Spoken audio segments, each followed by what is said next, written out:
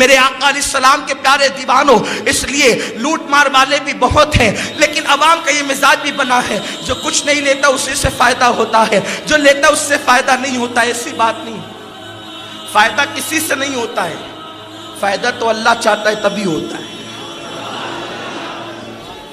کوئی کتنا ہی بڑا عامل ہو، وہ سوچے کہ میں بہت بڑا تعویذ دے دوں تو شفا تعویذ قلم میں نہیں ہے، اس کی مرضی پر ہے، میرے اللہ کی مرضی پر ہے۔ تعویذ مثل دوا کے ہیں، دوا پر توکل نہیں ہوتا، خدا پر توکل ہوتا ہے۔ ایسے ہی تعویذ اللہ کی مرضی کے بغیر شفا دے گا، یہ عقیدہ رکھنا شرک ہے۔ ہم مشرک نہیں ہیں، مومن ہیں۔ اللہ چاہے تو شفا ہوگی، وہ چاہے تو آپ پورا قرآن سی کر گلے میں پہن لیں، اگر وہ نہ چاہے شفا نہیں ہو سکتی۔ اور اگر اللہ چاہے صرف بسم اللہ پڑھ لی جائے تو بھی شفا ہو جاتی ہے، تو بھی شفا ہو جاتی ہے۔ ایک طبقہ ایسا ہے کہ جو تعویذات ہی کا مخالف ہے کہ تعویذ نہیں لکھنا چاہیے، یہ حرام ہے اور یہ ناجائز اور یہ شرک ہے۔ ہم کہتے ہیں جن تعویذات کی مخالفت کو حدیثوں میں آئی ہے وہ عملیات ہے جس کو آج کل لوگ سفلی اور گندا علم کہتے ہیں، لیکن وہ تعویذات جو قرآن سے لکھے جاتے ہیں اس میں بالکل شفا ہے، اور صحابہ نے تعویذ لکھا ہے۔ کیا تمہیں نہیں پتا روم کے بادشاہ نے چٹھی لکھی، امیر المومنین فاروق اعظم، میرے سر میں درد رہتا ہے، آپ شفا کے لیے کچھ کریں۔ امیر المومنین نے ایک ٹوپی بھیج دی، کہا یہ ٹوپی پہنا کرے شفا ہوگی۔ وہ ٹوپی پہنتا تو شفا ہو جاتی، ٹوپی اتار کے رکھ دیتا پھر سر درد کرنے لگتا۔ اس نے سوچا یہ ٹوپی کا راز کیا ہے، جب کھول کر کے دیکھا تو اس میں بسم اللہ الرحمن الرحیم لکھا ہوا تھا۔ بتاؤ بسم اللہ شریف کا تعویذ حضرت فاروق اعظم نے دیا کہ نہیں دیا، اور اس سے شفا ہوئی کہ نہیں ہوئی؟ فاروق اعظم جب قرآن کا تعویذ دے سکتے ہیں تو غلامان صحابہ کیوں نہیں دے سکتے؟ اس لیے لوگوں افراط و تفریط سے ہوشیار رہو۔ تو عرض یہ کر رہا تھا، جب ہم علاج کرنے کے لیے جاتے ہیں تو لوگوں کے پاس یہ بھی مسئلہ ہے کہ سفلی علم کا علاج، گندے علم کا علاج پاک علم میں نہیں ہے۔ کوئی ایسا جادو نہیں جس کا علاج قرآن میں نہیں۔ یہودی حضور رحمت للعالمین کو ستا کر تھک گئے۔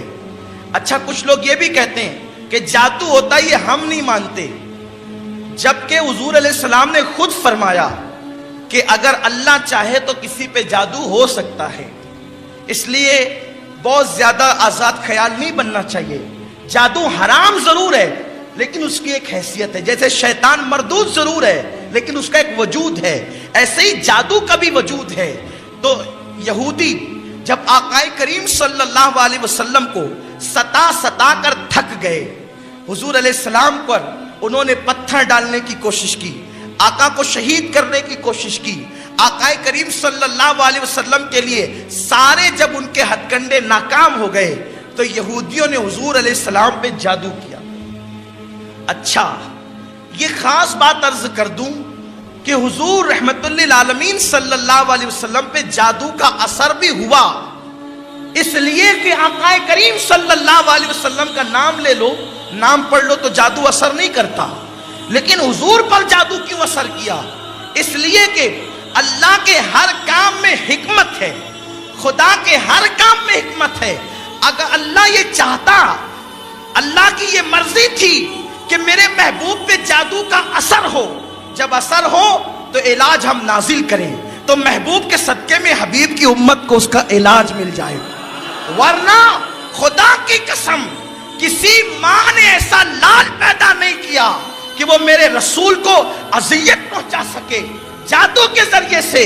خدا کی قسم نبی تو نبی ہے، علی کا نام وہ نام ہے کہ حضرت شاہ ولی اللہ محدث دہلوی ارشاد فرماتے ہیں کہ میرے بابا کے پاس لوگ تعویذ لینے آتے تھے، لیکن میرے بابا حضرت شاہ عبد الرحیم تعویذ نہیں لکھتے تھے، بلکہ جب بھی کوئی آتا وہ اپن جتن کے نام لکھ کر دے دیتے، اللہ ہر مصیبت سے نجات عطا فرما دیتا۔ ارے علی کا نام وہ نام ہے کہ کبھی زنجیر ہلتی ہے، کبھی در کانپ جاتا ہے۔ علی کا نام لینے سے اب بھی خیبر کانپ جاتا یہ ہے تو نبی کے نام کا اثر کیا ہوگا؟